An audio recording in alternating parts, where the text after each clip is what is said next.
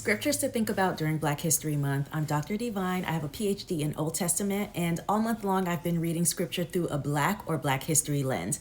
Let's get into today's text. Exodus chapters 12 and 13. So in chapter 12, we're seeing the preparation for the Passover. It's detailing what the people should do and when they should do it, what they should eat and when they should eat it. But I want to focus specifically starting at verse 14 here, because this talks about how the people are supposed to commemorate this momentous occasion going forward.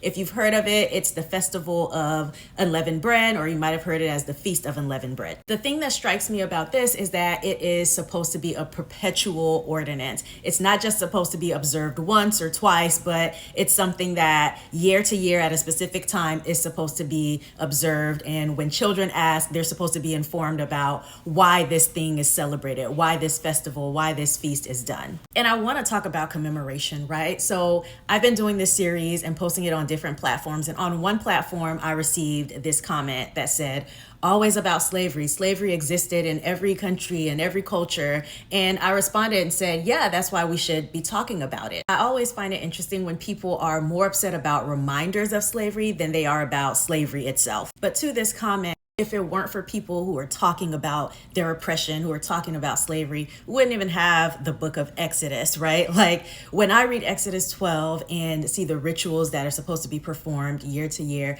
I think about celebrations like Juneteenth, where certain foods are supposed to be eaten, or you celebrate with certain parades, or, gathering people around to commemorate this momentous occasion. Those rituals matter. And even when people want to forget why those rituals matter, or even when people want us to forget why those things matter, it's important for us to not forget. It's important for us to celebrate and to commemorate. So yes, there will always be conversation about slavery, specifically in the American context, because that is not a history that should be forgotten.